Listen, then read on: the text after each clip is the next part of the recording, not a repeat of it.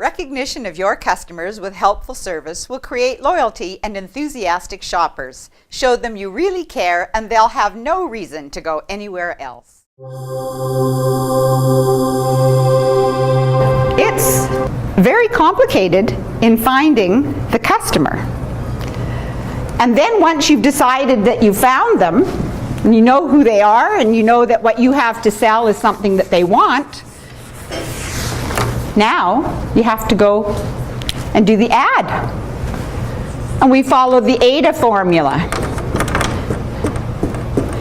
A stands for you have to get their attention. Well, you can't get their attention if you don't know who they are. Then we have to have her attention. We've got to now keep her interest. So much so that we create the desire for her to act. So think about how long this takes. This takes months and months of research and brainstorming and surveys to find the customer. Well, now that we found the customer, why is it then we aren't doing our absolute best to keep that customer happy? Do you know that 1 of 25 of your customers who are unhappy will complain? The other 24 customers voted with their feet.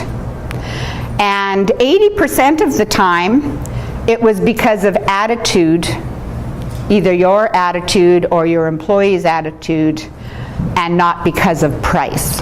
Those stats are alarming. It's mind-boggling to me then, why aren't we all on the page of trying to find ways to exceed customers' expectations, especially when in so many instances it's absolutely common sense.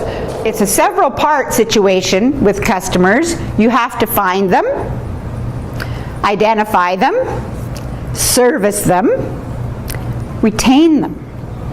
And how can we retain them? We used to send out newsletters, but what happened?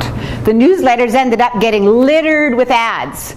So what happens to your newsletter? There's an opt-out at the bottom of the subscription. They opt out. People need to be given things that make them feel valued and appreciated. If you just retain 5% of your existing customer base, you're going to have from a 25 to 100% increase in profits. It costs a lot less to implement programs and systems to service your existing customer as it does to try to go out and constantly finding new customers. If you stage something that you have for sale or represent it in a way that isn't true, then what happens when the customer arrives?